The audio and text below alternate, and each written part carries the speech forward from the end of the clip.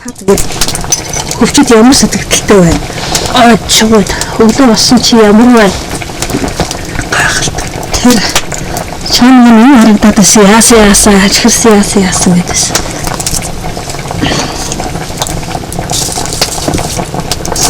Ганцхан бол ч харагдаад байна шүү.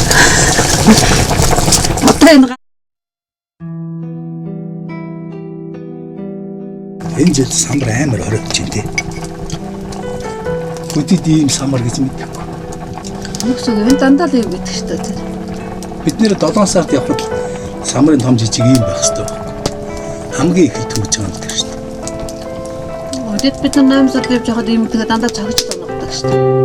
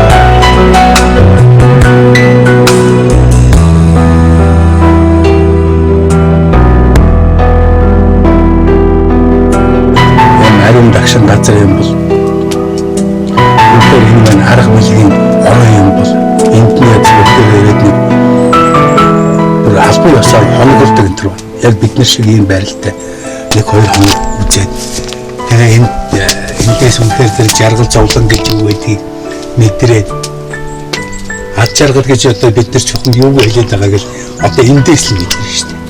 Аглагаас л бид нэг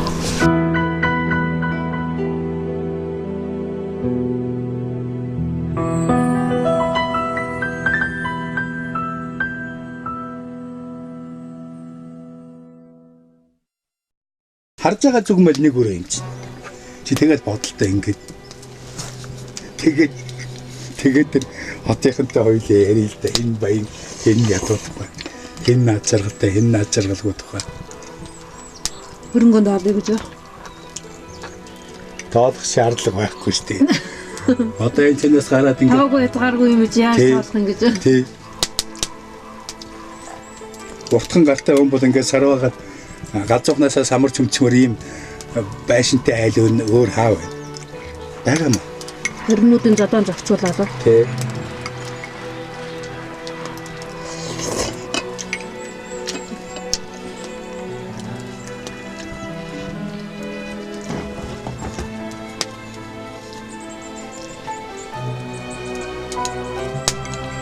Эхлээд бол хүн ерөөсөө юу юм бэ? Яах гэж энэ орсон ирсэн гэдгийг мэдрэх хэрэгтэй. Төрний төр Тэрний тулд л одоо би яах гэж энэ хүн болт. Яагаад би ерөөсөө энэ өчнөө зүйлийн төрлийн амтан байж хаад яагаад тийм болов уу би нүдэл. Хэрвээ зүгээр бид нар яг өглөө ажилдаа явбал орой нэг ядарсан хүн ирээд өглөө ажилдаа явбал орой ядарсан хүн ирээд явах юм. Бид нэр хүн баг нохоо байх хоёрыг нохооны зэрэгтэй. нохооны дүү жаргалтай шүү дээ. Тэр зэрэгтэй ингээд чөлөөтэй гараад үзэх хэрэгтэй. Тэгээ өөртөө байгаад үзэх хэрэгтэй гэсэн үг. Хамтдаа. Эхлээд яг бид нэр юм яах гэж ирвэ гэдгийг ойлгосныхаа дараа ад жаргал гэж юу вэ гэдгийг ойлгох хэрэгтэй. Ад жаргал гэдэг хүн одоо 20 мянган дэвсгэрт олноор нь барих гэдэг юм уу, ногоон олноор нь барих гэдэг ойлгочихвол хэцүү л. Тийм хүмүүс эмчээ гараад чамд ад жаргал байна гэдэгт бол болохгүй буцаад яваад өгөхөд гайхгүй. Гэхдээ яг жинхэнэ ад жаргал бол энд л байна шүү дээ. Өөр бидний ад жаргалыг хаанаас ч олохгүй шүү дээ. Хэрэг чи олдог байсан тэр гадныхан чинь мөнгөнд хахацаад байж байгаа хүмүүс чинь юу боллоо гэж манай энэ төвхний амар баясгалан хийдийг ингээл янзын газар орныг ариун дагшин газар орныг үзээд яваад. Тэг чинь амхандаа лад цагл хайгаад яваад. Тэгээд тэрийг би хаанаас олох нь вэ? Гадныхан төрөөс бол Монголоос би аз жаргалаа олсон хүн гэдэг бол олон байдаг. Тэгээд бүрд гэдэг нөгөө Тэгсэн тэр чи одоо яг Монголоос л жаргалаа олсон. Тэгээд би энэс хойш өөр газар явахаа байсан. Яг Монголд л ирдэг болсон. Энэс өмнө би 200 гаруй сар явжсэн. Бүх сар явжсэн. Тэгээ Монголд ирээд энэс хойш өөр газар явсан.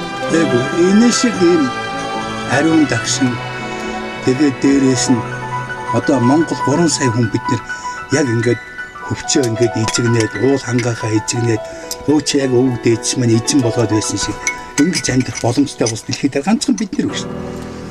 Өөр аль хэвийн аль үндэстэн өөр ингэж энэ минийх тэр минийх гэд ингэх гэсэн юм ойлгоц байхгүй шүү.